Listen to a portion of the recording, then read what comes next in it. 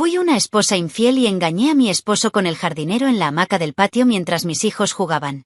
Él lo descubrió por las cámaras y se vengó con una humillación pública mostrando el vídeo de la infidelidad en la TV. Si te gustan las historias de traición y venganza, dale me gusta al vídeo. Suscríbete al canal y activa la campanita para recibir notificaciones de nuevas historias.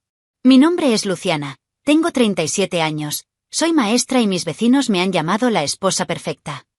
Siempre mantenía la casa limpia, los niños bien vestidos y la mesa ordenada. Estoy casada desde hace 11 años con Roberto, un ingeniero civil de 42 años, un hombre que todos admiraban por ser trabajador y enfocado. Tenemos 2 hijos pequeños, Cayo, de 9 años, y Mariana, de 6 años. A primera vista, nuestra vida parecía ejemplar. Una familia unida, un jardín florido, una rutina estable. Pero lo que nadie vio fue el silencio entre las paredes. Y el vacío que creció dentro de mí. Un agujero profundo que fingí no sentir. Al principio de nuestro matrimonio hubo cariño, intercambio de miradas, noches de desvelo por amor. Con el tiempo todo se desvaneció. Roberto empezó a llegar cada vez más tarde, agotado, distraído, ausente. Su prioridad pasó a ser el trabajo, los clientes, los informes. Yo, en cambio, estaba a cargo de todo, la casa, los niños, la soledad. Cuando me quejé, dijo que era una fase.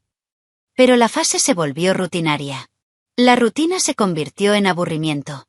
Y el aburrimiento se convirtió en desprecio. Me sentí como un mueble más de la casa. Útil, pero ignorado. En las fiestas familiares me obligaba a sonreír. En Instagram publiqué cenas y picnics como si todo estuviera bien. Pero dentro de mí creció un deseo absurdo de gritar. Gritando que estaba cansado. Que me sentí solo. Que quería ser vista como mujer, no solo como madre o ama de casa. Era un sentimiento que me ocultaba incluso a mí mismo. Pero él estaba allí. Palpitante. Esperando a que explote una apertura. Y un día apareció esta laguna jurídica. Inesperadamente, y fatalmente. Suelo decir que las traiciones no empiezan en la cama. Comienzan con la mirada, el gesto, el espacio vacío que se abre entre 2 cuerpos. En nuestro caso, este espacio ya era un abismo. Roberto apenas notó mi presencia. Cuando se fue a la cama, fue con el celular en la mano. Cuando hablaba conmigo, era sobre facturas, problemas o cosas que necesitaba resolver al día siguiente. Ya no existíamos nosotros.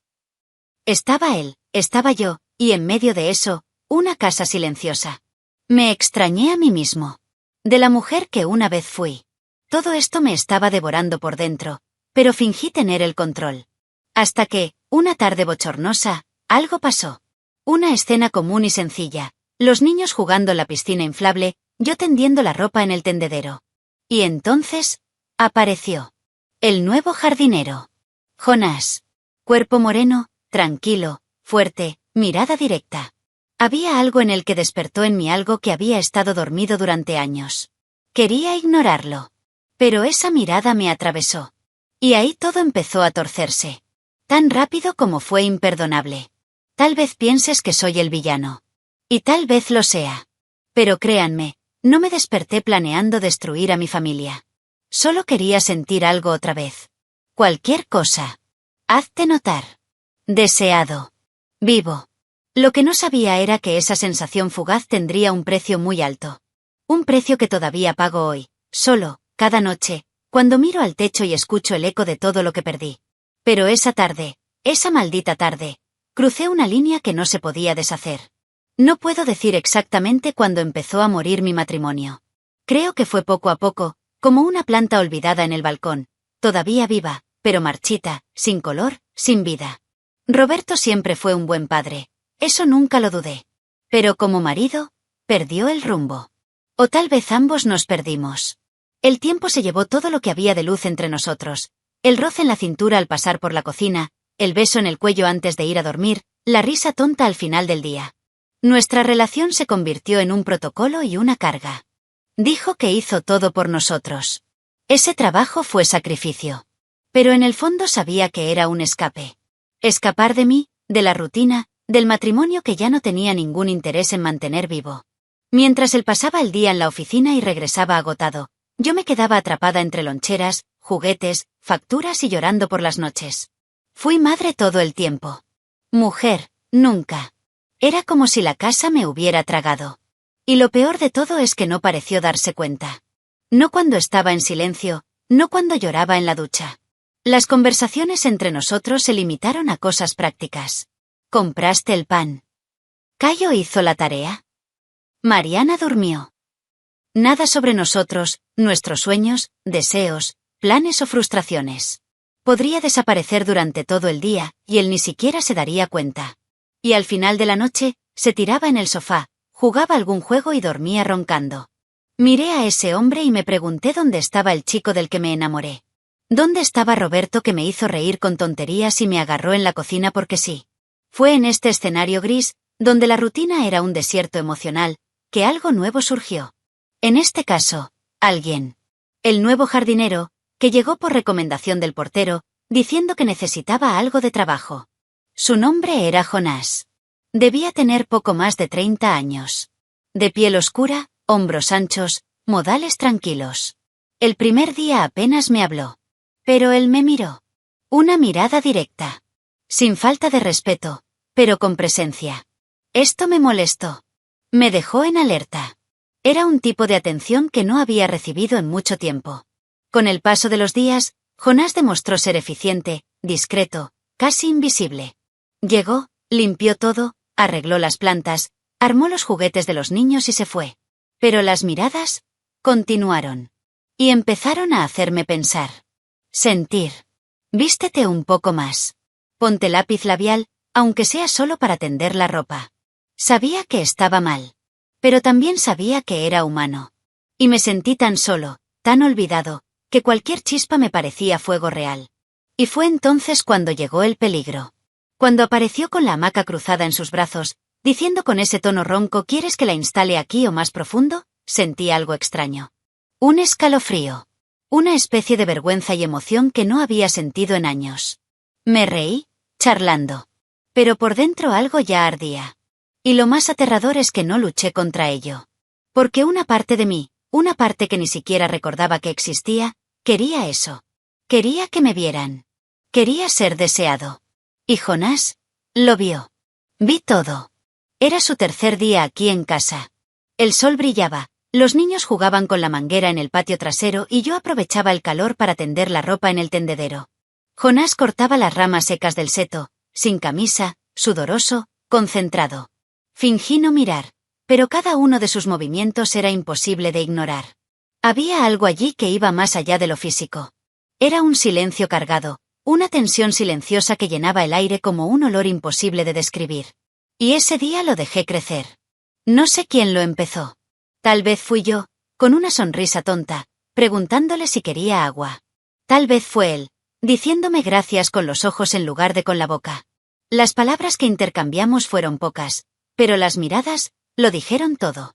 Y por primera vez en muchos años, alguien me hizo sentir querido. Era como si volviera a existir.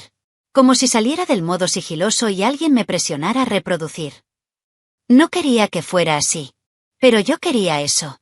Cuando le pedí que configurara la red, fue casi una prueba. Quería ver cómo reaccionaría. Si se acercaría, si me tocaría a propósito, si notaría el escote bajo de mi vestido. Y se dio cuenta. Y se acercó. Y habló en voz baja. Y cuando la red estuvo lista, no se fue. Él se quedó allí, mirándome. Podría haber dicho gracias y haber entrado. Pero me quedé. Me tumbé en la hamaca. Y él se sentó a mi lado. Ni siquiera sé quién se acercó primero. Solo recuerdo la calidez del tacto. Por el sonido ahogado de los niños de fondo. Fue como si el mundo hubiera desaparecido por unos minutos.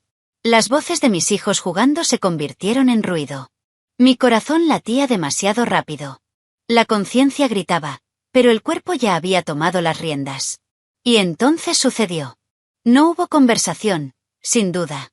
Fue instinto, impulso, error y deseo. Ahí mismo. En la hamaca del patio trasero. La casa detrás de nosotros, los niños jugando cerca, el olor a jabón y hierba en el aire. Todo mal. Todo peligroso. Todo real. ¿Y yo? No me detuve. Me rendí. Fue rápido, sí. Pero fue brutalmente vívido.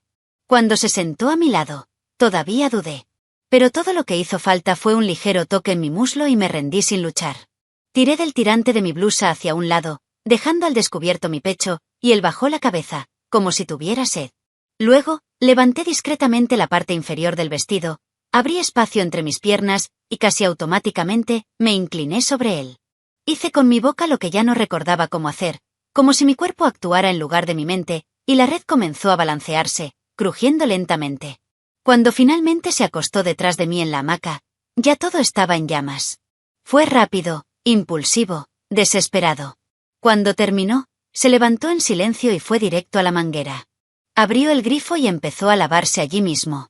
Entré corriendo, fui directo al baño, me lavé compulsivamente, mis partes íntimas, mi boca, me quité las bragas, hice todo temblando.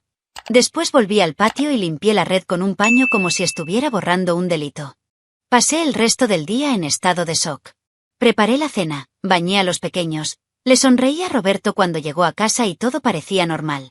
Pero dentro de mí era como si hubiera cometido un crimen y estuviera esperando castigo. Dormí mal.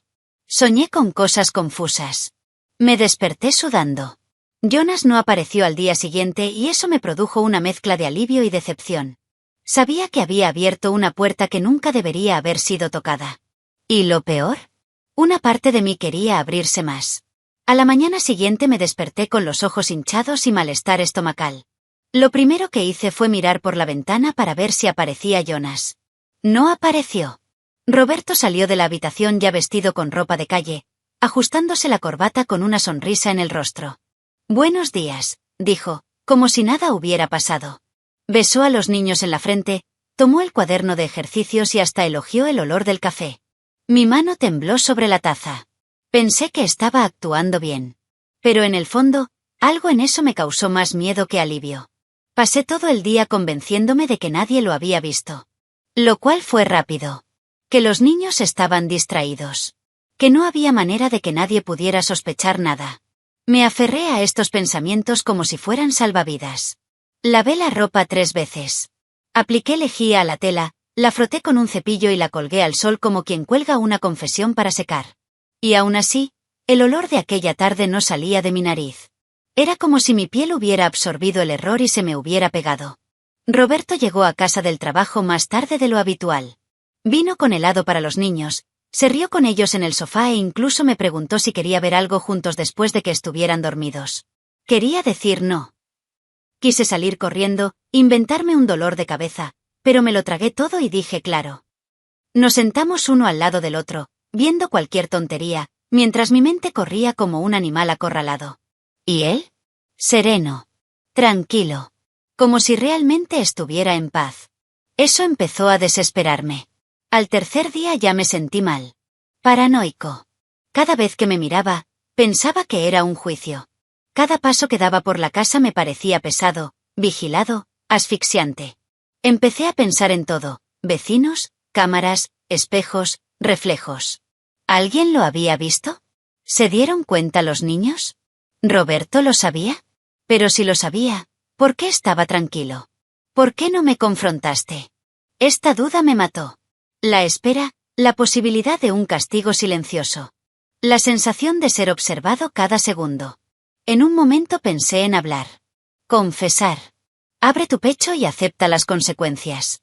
Pero cada vez que lo intentó, hizo algo amable. Ayudé con los niños. Trajo flores. Dejé mi chocolate favorito en la mesa. Y eso me destrozó.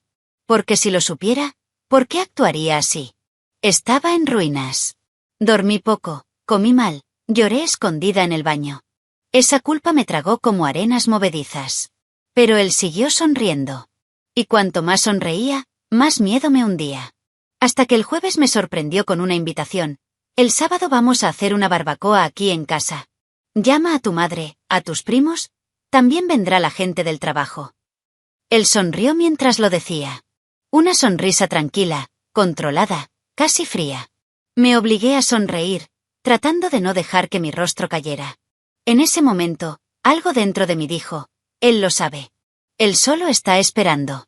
Y el sábado, ya estaba programado. Como un juicio silencioso. Y yo, ya me sentí condenado. El viernes, víspera de la barbacoa, apenas pude comer. Preparé la lista de compras temblando, con la cabeza dando vueltas, tratando de mantener la pose. Roberto se fue a trabajar con normalidad, pero antes de salir dejó dinero sobre la mesa con una nota. Ojo con el condimento de las costillas, va a ser un día especial. Tragué fuerte. Había algo extraño en la forma en que pronunciaba cada palabra. Un falso entusiasmo. Un brillo en los ojos que no era ligereza. Era cálculo. Mesurado. Como si alguien estuviera preparando algo. Fui al mercado, compré carne, refrescos, carbón, flores para el porche. Lo hice todo automáticamente, sin pensar, como si me guiara una fuerza externa. En mi cabeza se iban gestando mil escenarios. ¿Quiere humillarme delante de todos? ¿Me confrontará delante de los niños? ¿Tiene pruebas? Intenté alejar estas ideas, pero se me pegaron como espinas. Y aún con todo este miedo seguí haciendo de todo. Quizás por culpa. Quizás por cobardía. Cuando llegó a casa esa noche, se sintió más ligero. Me besó en la frente, me agradeció mi esfuerzo y jugó con Cayo y Mariana en la alfombra de la sala. La escena era tan perfecta que dolía. Todo en él estaba bajo control. Incluso la sonrisa. Y cada uno de sus gestos parecía calculado para mantenerme en un estado de tensión. Esa noche, mientras nos acostábamos, se volvió hacia mí y me dijo: «Me alegro de que nos volvamos a conectar». Eso me desgarró. Le devolví la sonrisa. Y lloré en silencio en cuanto se quedó dormido. El sábado me levanté temprano. Limpié el balcón, preparé las bebidas, sazoné la carne. La casa parecía el escaparate de una revista. Roberto estuvo a mi lado todo el tiempo, ayudándome en todo, con una ligereza casi teatral. Incluso parecía entusiasmado por reunirse con viejos amigos. Invitó a compañeros del trabajo que yo ni siquiera conocía. Llamó a mi madre. Incluso llamó al administrador del edificio. Esta no fue una barbacoa cualquiera. Fue un evento. Y la sensación de que había un plan en marcha me estaba devorando por dentro. Cuando llegaron los primeros invitados, Roberto estaba impecable. Vestir pantalones cortos, polo, oler bien, sonreír. Recibió a cada uno con abrazos y elogios. Yo, en cambio, apenas podía sostener la bandeja de vasos sin temblar. Mi boca está seca, mis piernas están suaves. En cada momento esperaba una explosión. Un grito. Una acusación. Pero lo que vino fue todo lo contrario. Música ambiental, risas, cerveza fría. La gente elogiaba la decoración, los platos, la carne bien cocida. Era como si todo fuera perfecto. ¿Y yo? En estado de espera. En medio de la fiesta, Roberto discretamente me tomó de la mano y me susurró: «Quédate cerca del televisor después de las felicitaciones de tu padre. Quiero mostrar un vídeo de los niños». Me quedé helado. Regresó al asado como si nada hubiera pasado. Mi corazón se sentía como una bomba a punto de explotar. Y entonces lo supe, con absoluta certeza. Él lo sabía. Y estaba a punto de hacer algo. Simplemente no sabía qué todavía. El reloj marcaba las 4:47 de la tarde. El sol estaba alto. Y mi mundo, a punto de caer delante de todos. Luego de la improvisada felicitación a mi padre, Roberto subió un momento la música, llamó la atención de los invitados y levantó la copa. «Chicos, antes del postre, quiero mostrarles un vídeo especial. Un recuerdo familiar, para que nos riamos un poco». Todos sonrieron. Alguien gritó: «Ahí viene Cayo desnudo otra vez en la piscina». Risa. Yo también sonreí, o fingí sonreír, tratando de mantenerme erguido. Roberto tomó el control del televisor desde el balcón y, tranquilo en el mundo, reprodujo el archivo nombrado «Momentos familiares». En los primeros segundos, la imagen era estática. El patio trasero. Vista desde arriba. La cámara exterior. Lo reconocí de inmediato. Mi corazón se aceleró. Mi piel se sentía fría. Unos segundos después, allí estaba yo. Apareciendo en la pantalla. Con un vestido amarillo, ropa tendida. Jonás apareció por el lado izquierdo, sosteniendo la red doblada. Las voces de la fiesta callaron. La risa cesó. ¿No es esto del viaje a la playa?», susurró alguien. Y fue entonces cuando todo empezó a desmoronarse. Fue el vídeo. El vídeo. La grabación mostró el momento exacto en que Jonás instaló la hamaca. Yo me senté y él se acercó. Cámara nocturna, imagen clara, ángulo cruel. Niños al fondo, jugando inocentemente en la piscina hinchable. En primer plano, yo, inclinada sobre él. La escena avanzaba con la red balanceándose, mi cuerpo expuesto, los inconfundibles gestos de traición. Pero la cosa no quedó ahí. Luego del acto, aparecí arreglando mi ropa, caminando hacia un costado de la casa y abriendo el bote de basura azul en el porche. Sacó sus bragas sucias y mojadas y las tiró a la basura. Luego, cruzaba el patio y recogía uno limpio directamente del tendedero, como si fuera parte de la rutina. Después regresé con un paño en la mano y limpié la red, frotando rápidamente, casi desesperadamente, borrando los rastros de los fluidos sexuales de Jonas. Todo esto, frente a un público estupefacto. El silencio era sepulcral. Nadie dijo nada. ¿Y Roberto?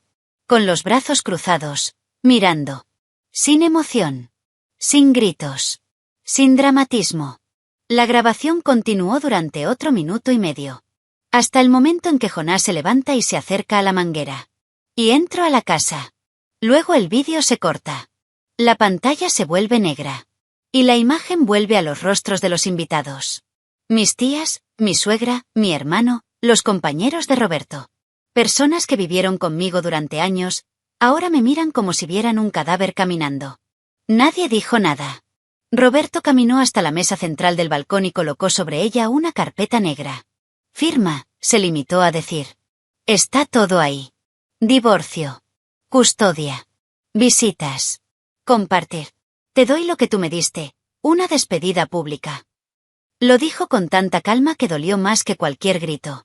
No pude reaccionar. Sentí que mis piernas cedían. Me apoyé en la pared para no caer. Mariana corrió hacia mí preguntándome por qué estaba triste.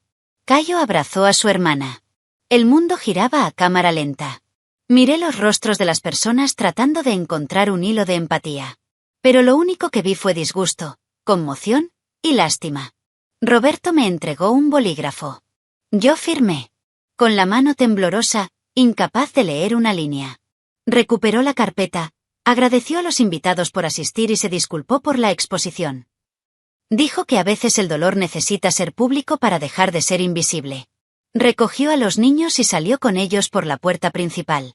La música volvió a sonar de fondo, como burlándose de mí. Y me quedé allí, solo, en mi propia casa. Sucio de vergüenza, expuesto, sin suelo. Y con todas las miradas puestas en mí. El impacto del vídeo fue tan brutal que nadie reaccionó de inmediato. Solo hubo un silencio paralizante, como si le hubieran quitado el aire del porche. Mi suegra fue la primera en romper ese vacío, con un grito seco y agudo de horror. «¡Dios mío!», gritó, tapándose la boca con la mano. La madre de Roberto, que me trataba como a una hija, se cayó en la silla llorando a mares. Estaba temblando por todas partes, tratando de encontrar aire en mis propios pulmones. Los niños, ajenos al caos, seguían riendo en la piscina, salpicándose unos a otros con agua. Mis tías me miraban como si fuera un monstruo. Uno de ellos jaló a mi madre del brazo, susurró algo y ambos se alejaron de mí como si me quemara la piel. Vi a una compañera de Roberto usando su celular, como si le escribiera a alguien: «No vas a creer lo que estoy viendo». Y en medio de todo esto Roberto no dijo nada. Caminó hasta la mesa principal, tomó un maletín de cuero negro y, con practicada firmeza, lo arrojó frente a mí. «Firma», dijo con voz firme y sin dudarlo. Abrí la carpeta con manos temblorosas y vi los papeles. Divorcio. Custodia unilateral de los hijos. Informe de lo sucedido con impresiones de las imágenes. Incluso tenía los datos de contacto de su abogado marcados en amarillo. El golpe final llegó poco después. Levantó su copa y dijo en voz lo suficientemente alta para que todos lo escucharan: «Quería darle a mi esposa el mismo regalo que ella me hizo a mí, una despedida inolvidable». Algunos invitados bajaron la cabeza. Otros temblaron en shock. ¿Y yo? No pude decir una palabra. Mis rodillas cedieron y tuve que apoyarme en la silla. «Destruiste a nuestra familia. Ahora vas a vivir con los restos de ella». No gritó. No era necesario. Sus palabras cortan como una navaja. Alguien intentó intervenir, pero él levantó la mano. «Esto es entre nosotros». Ella eligió esta exposición. En ese momento me di cuenta de que mi dolor era público. Que mis hijos verían eso algún día. Que mi historia ahora era suciedad ante los ojos de los demás. Y lo peor, yo mismo había cavado este hoyo. Nadie me empujó. Nadie me obligó. Fui yo quien destrozó mi propia imagen. Vi a Jonas intentando enviar mensajes en mi teléfono celular. La pantalla se iluminó, una notificación tras otra. Pero no tuve el valor de abrirla. Esto ya no se trataba de nosotros dos. Se trataba de mí. Sobre lo que había hecho con toda una vida construida. Sobre las marcas que dejé en las personas que me amaban. Sentí que mi madre me lanzaba una mirada fulminante y, por primera vez en años, me di cuenta de que estaba avergonzada de mí. No hubo apoyo. No hubo recepción. Solo repulsión. Y silencio. Después de firmar, Roberto tomó los papeles, los metió dentro de la carpeta y me miró a los ojos por última vez. Te amaba. Pero ahora, solo siento pena. Les dio la espalda, llamó a Cayo y Mariana y salió por la puerta principal ante la mirada de todos. La calle estaba iluminada por el sol poniente. Caminó con los niños de la mano como si fuera el último acto de una obra de teatro. Y allí me quedé. Detener. En medio del balcón. Rodeado de gente. Pero completamente solo. Con vergüenza gritándome más fuerte que cualquier palabra. Firmar esos papeles fue como firmar mi certificado de finalización. No recuerdo haber leído una línea. La letra bailó ante mis ojos borrosos. El bolígrafo se me resbaló en la mano, pero Roberto no esperó. Recuperó la carpeta tan pronto como terminé la última firma y se fue sin mirar atrás. Esto no fue solo un divorcio. Fue un corte quirúrgico. Rápido, limpio, cruel. Y cuando la puerta se cerró, fue como si el mundo hubiera cambiado de color. Todavía había gente allí, pero todo parecía lejano. Frío. Estático. Minutos después, uno de los invitados, cuñado de Roberto, quien también era administrador de la propiedad, se acercó y le dijo con cara de vergüenza, «Será mejor que hoy no duermas aquí». La asamblea del condominio ya fue informada. Ni siquiera intenté discutir.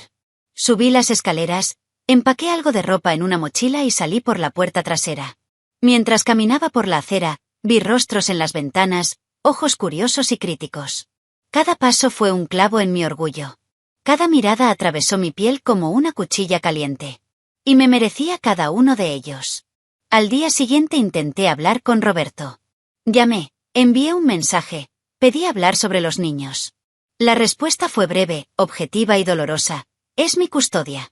La justicia ya está informada. Toda comunicación será vía abogado. Fui al antiguo departamento de mi madre, quien me recibió con frialdad. Dijo que lo había arruinado todo, que no quería que mis sobrinos quedaran expuestos a la vergüenza pública que me involucraba. Estuve 2 semanas en una habitación prestada, durmiendo sobre un colchón viejo, entre cajas y soledad. Ya no era bienvenido en ningún lado. Jonás me buscó. Se presentó en el vestíbulo del edificio de mi madre con flores y una disculpa. Dijo que no quería que hubiera llegado tan lejos. Que se arrepintió de todo. Pero no quería mirarlo. No porque me sintiera enojado, sino porque él era el recordatorio viviente de lo que destruí. Le pedí que se fuera. Nunca más lo volví a ver después de eso. Algunos dijeron que regresó a su ciudad natal. Otros encontraron un nuevo trabajo lejos. No importa. Porque al final, él era solo una chispa. Yo causé el incendio. Las redes sociales explotaron con chismes. Una vecina se propuso difundir la historia entre grupos de madres de la escuela de los niños. Fui bloqueado por viejos amigos. Mi perfil de Instagram se convirtió en escenario de bromas y comentarios desagradables. Me despidieron de la escuela donde trabajaba como coordinadora de niños, no por mala conducta oficial, sino por preservar la imagen institucional. Mi vida se vino abajo. Cada intento de empezar de nuevo fue sofocado por un pasado que no me dejaba respirar. Me había convertido en un símbolo de vergüenza. Hoy vivo en un pequeño departamento de una sola habitación, alquilado con el poco dinero que me quedó después de la partición. Trabajo como agente de telemercadeo, con una placa en el pecho y un auricular pegado a la oreja, escuchando quejas todo el día. A veces puedo ver a Cayo y Mariana los sábados, supervisados. Están creciendo rápidamente y la frialdad en sus ojos me destroza. Roberto nunca dice nada malo de mí y tal vez eso duela aún más. Porque su falta de odio demuestra que me he vuelto insignificante. Hoy vivo sola en un departamento diminuto, en una calle tranquila con paredes tan delgadas que escucho a los vecinos discutir. El fregadero se atasca todas las semanas. El sofá es donado y mi colchón todavía tiene el plástico que vino de la tienda. Los días están en silencio. Las noches son pesadas. No tengo con quién hablar, ni con quien compartir el arroz quemado que preparo distraídamente. El eco de lo que perdí me acompaña en cada rincón de este lugar. Irónicamente, solo aquí me doy cuenta del tamaño de lo que tiré. Por un momento. Por un impulso. Roberto rehizo su vida. Compré una casa nueva. Vi una foto enviada por el abogado, los niños sonriendo, junto a un hermoso jardín, irónicamente más hermoso que el nuestro. Rehace su historia con la dignidad que siempre tuvo. No me ofende. No me disminuye. Solo ignórame. Y ese silencio duele más que cualquier grito. Porque ya no siente nada. No me arrepiento. No lo siento. Simplemente vacío. Y tal vez eso es lo que merezco. El vacío. La ausencia de todo lo que alguna vez me hizo sentir parte de algo. Todos los días me miro al espejo tratando de entender dónde exactamente me perdí. No puedo encontrar esa respuesta. Solo veo una mujer marcada. No por las arrugas, sino por los arrepentimientos. Por elecciones. Por fracasos. Lo tenía todo. Pero no sabía cómo cuidarlo. Preferí llenar los agujeros con errores, en lugar de afrontarlos con valentía. Y ahora pago el precio. Un precio alto y silencioso que carcome el interior. No hay nadie que me insulte más que yo mismo. Y, sin embargo, me despierto todos los días. Porque vivir con culpa es peor que morir con vergüenza. A veces sueño con ese día. La tarde calurosa, las risas de los niños, el balanceo de la hamaca. Y me despierto empapado, asfixiado. No por el acto en sí, sino por lo que representó, la ruptura de todo. La traición no fue solo física. Fue algo moral. Fue emotivo. Fue la destrucción de una historia. Me pregunto si algún día mis hijos lo entenderán. Si querrán escucharme. Si me perdonan. O si solo seré un recuerdo sucio. Un nombre que ya nadie menciona en las comidas de los domingos. Un rostro borrado de los marcos. Nunca más tuve el coraje de amar a nadie. Ni siquiera yo. El miedo a volver a equivocarme me paraliza. El arrepentimiento pesa demasiado. Y a las pocas personas que intentan acercarse, las alejo. Porque llevo una etiqueta invisible pegada en la frente, destruí a mi propia familia. Eso es lo que soy hoy. Una sombra de lo que fui. Y, sin embargo, vengo aquí para contar esta historia. Porque tal vez alguien, en algún lugar, vea esto como una llamada de atención. Una reflexión. Una oportunidad de no cruzar la misma línea que yo crucé. La maldita línea de la que nunca regresas. Quizás el mayor castigo que alguien puede recibir sea seguir con vida después de destruir todo lo que amaba. No hay mayor castigo que el recordatorio constante de quién eras y quién nunca podrás volver a ser. Hoy, cada día es un espejo de lo que perdí, y cada silencio es un cruel recordatorio de lo que causé. No espero piedad. No hay esperanza. Solo sigo, con pasos lentos, cargando el peso de un nombre empañado, de una historia convertida en polvo. Y aún así, sigo respirando. Porque a veces mantenerse con vida es la única forma de pagar. Deja tu opinión en los comentarios, dale me gusta al vídeo y suscríbete al canal para recibir notificaciones de nuevos vídeos, y también ayudarnos a llegar a más personas y formar una comunidad. Disfruta y mira una de las historias que van apareciendo a continuación sobre nuevas denuncias de traiciones y venganza. Hasta la próxima.